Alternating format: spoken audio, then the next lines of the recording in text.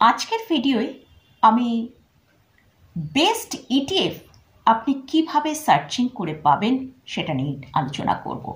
আপনি যখন একটা মার্কেটে ইটিএফকে বাই করতে যাবেন, তাহলে সেখানে কি করে আপনি একটা বেস্ট ইটিএফ চুজ করবেন, তার জন্য কি কি প্যারামিটার আপনাকে চেক করতে হবে, আজকের ভিডিওয়ে সেটাই আলোচনা করব। তাহলে ভিডিওটা শুরু করা যাক। আমি নিরুপমা, শেয়ার শেখো চ্যানেলের পক্ষ থেকে সকল বন্ধুদের স্বাগত জানাই। আর চ্যানেলটা যদি সাবস্ক্রাইব না করে থাকেন তাহলে অবশ্যই চ্যানেলটি সাবস্ক্রাইব করে নেবেন, আর পাশে থাকা বেল আইকনটা প্রেস করে রাখবেন। আমি ভিডিও আপলোড করার সাথে সাথে আপনাদের কাছে ভিডিওটা পৌঁছে যাবে। তো আমি এই চ্যানেলে অলরেডি ইটিএফ নিয়ে অনেক ভিডিও আপলোড করেছি, আপনারা চাই সেই ভিডিওগুলো দেখতে পারেন।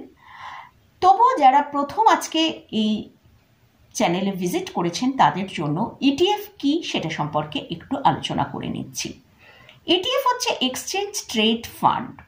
আমরা জানি আমরা ইন্ডেক্সের ওপর যখন ট্রেড করতে চাই তখন আমাদের ফিউচার অপশানে গিয়ে ট্রেড করতে হয়, কিন্তু যারা ক্যাশ মার্কেটে ট্রেড করতে চান তারা এই ইটিএফ এর মাধ্যমে রেগুলার ট্রেড করতে পারেন, ইনভেস্টমেন্ট করতে পারেন।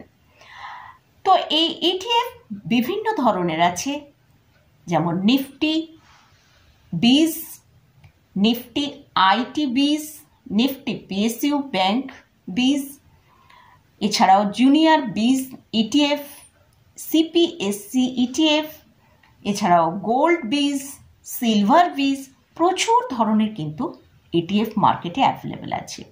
কিন্তু আপনি কোন ইটিএফটা বাই করাটা বেস্ট হবে সেটা আপনি কিভাবে বুঝবেন, তার জন্যই আজকের ভিডিওয়ে আমি সেটা নিয়ে ডিটেলসে আলোচনা করব। আপনি যখনই কোনো ইটিএফ বাই করবেন তার জন্য আপনাকে 4টে প্যারামিটার অবশ্যই চেক করতে হবে। তার ফার্স্ট যে পয়েন্টটা সেটা হচ্ছে হাই ভলিউম, অর্থাৎ লিকুইডিটি কীরকম আছে। যে ইটিএফটা আপনি বাই করতে চাইছেন তাতে লিকুইডিটি কীরকম আছে সেটা আপনাকে চেক করতে হবে। কারণ আমরা যখনই কোনো ইটিএফকে বাই করব দেখব যে 20,000 টাকার ওপরে যদি সেই ইটিএফ এর ভলিউম হয় তবেই কিন্তু আমরা সেই ইটিএফ এ ইনভেস্টমেন্ট বা ট্রেড যেটাই করতে চাই না কেন করব। কারণ আমরা যখন ইটিএফ বাই করার পর সেল করতে যাব, যদি ভলিউম সেখানে বেশি না থাকে তাহলে কিন্তু আমরা সেল করতে পারবো না, তখন আমাদের ওয়েট করতে হবে। যখন আমরা ইটিএফ বাই করতে যাব দেখব যে ইটিএফ এর ভলিউম 20,000-এর ওপরে রয়েছে, সেখানে কিন্তু আমরা সেই ইটিএফই বাই করব। এর ফলে কি হবে, আমরা খুব সহজেই ইটিএফ বাই এবং সেল দুটোই করতে পারবো। নেক্সট যে পয়েন্টে আসছি সেটা হচ্ছে লো এক্সপেন্স রেশিও। আমরা এমন কোম্পানিরই ইটিএফ বাই করব যেখানে এই এক্সপেন্স যে রেশিও সেটা যেন অনেকটা লো হয়। যেমন নাকি আমরা যে নর্মালি 0.05 থেকে 0.07 বা 0.1 এর মধ্যে যাদের এক্সপেন্স রেশিও আছে সেইগুলো কিন্তু একটু সস্তার মধ্যে পড়ছে। মোটামুটি আমরা চেষ্টা করব যতটা লো এক্সপেন্স রেশিও হবে, তো আমরা সবসময় চেষ্টা করব একটা লো এক্সপেন্স রেশিও যেখানে আমরা ইটিএফটা পাচ্ছি সেখানে বাই করার।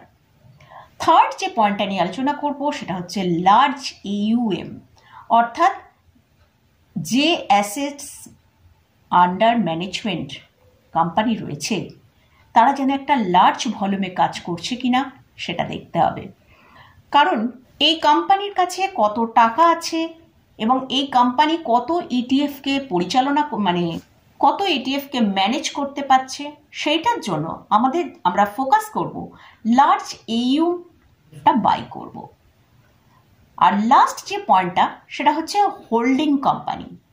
আমরা এই যে ইটিএফটা বাই করব, আমাদের এই ইটিএফ এর টাকাটা কোন কোন স্টকে ইনভেস্ট হচ্ছে বা কোন কোন জায়গায় ইনভেস্ট হচ্ছে, কোন কোম্পানিতে ইনভেস্ট হচ্ছে সেটা দেখার জন্য কিন্তু আমরা দেখব তার সেই যে কোম্পানির আন্ডারে আমরা ইটিএফটা বাই করলাম সেই ইটিএফটা কোথায় কোথায় তারা ইনভেস্ট করছে। আমরা যে টাকাটা দিয়ে সেখানে ইনভেস্ট করতে চাইছি সেই কোম্পানি কোন কোন কোম্পানিতে আমাদের টাকাটা ইনভেস্ট করছে। তার একটা লিস্ট সবসময় থাকে সেই হোল্ডিং কোম্পানির, সেই হোল্ডিং কোম্পানিটাও কিন্তু আমরা সঙ্গে সঙ্গে দেখে নেব। আমি এখানে একটা এক্সাম্পল হিসেবে বলি,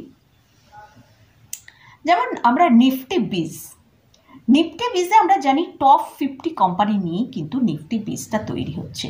তো সেক্ষেত্রে আমরা পরপর 50টা কোম্পানির মধ্যেই আমরা দেখতে পাবো যে আমাদের যে নিফটি বিজে আমরা টাকাটা ইনভেস্ট করেছি সেই 50টা কোম্পানিতেই আমাদের টাকাটা ইনভেস্ট হয়েছে। সেরকম আমরা অন্যান্য যেসব ইটিএফগুলো আছে সেই সব ইটিএফে আমরা যখন ইনভেস্ট করতে যাচ্ছি, যে কোম্পানির আন্ডারে আমরা ইনভেস্টটা করতে যাচ্ছি সেই কোম্পানি কোন কোন হোল্ডিংস কোম্পানিকে নিয়ে তার এই ইটিএফটা তৈরি করেছে সেটা আমাদের কিন্তু ভালো করে বুঝে নিতে হবে। তো মোটামুটি এই 4টে প্যারামিটার দিয়ে চেক করে তবেই কিন্তু আমরা একটা ইটিএফকে বাই করব। সেটা সেই মানে এই 4টে প্যারামিটার দিয়ে যদি আমরা চেক করে দেখি তাহলেই বুঝতে পারবো যে একটা ইটিএফ যখন আমরা বাই করতে যাচ্ছি সেই ইটিএফের যদি এই 4টে প্যারামিটার ঠিকঠাক থাকে তবেই কিন্তু সেই ইটিএফটা আমরা বাই করতে পারবো। গুগলে যদি অল অ্যাক্টিভ ইটিএফ ইন্ডিয়া এটা টাইপ করি এবং এনএসসি সাইডে আসলে কিন্তু আমরা অনেক ইটিএফের দেখতে পাবো। সেখানে অনেক ইটিএফ আছে যাদের অনেক লো ভলিউমে কাজ হচ্ছে, কিন্তু আমরা যে যে প্যারামিটারগুলো এখানে কথা উল্লেখ করলাম সেই প্যারামিটারগুলো চেক করে নিয়ে তারপরেই কিন্তু আমরা ইটিএফে ইনভেস্টমেন্ট শুরু করব। তো মোটামুটি এটাই ছিল আজকের ভিডিওর বলার, যে আমরা বেস্ট ইটিএফ কিভাবে সার্চ করব এবং তার জন্য কি কি প্যারামিটার দিয়ে আমাদের চেক করতে হবে সেটাই আজকের ভিডিওয়ে আলোচনা করলাম। তো মোটামুটি আজকের মতন ভিডিওটা এখানেই শেষ করছি। ভিডিওটা যদি ভালো লাগে অবশ্যই লাইক করবেন, শেয়ার করবেন, সাবস্ক্রাইব করবেন। ধন্যবাদ।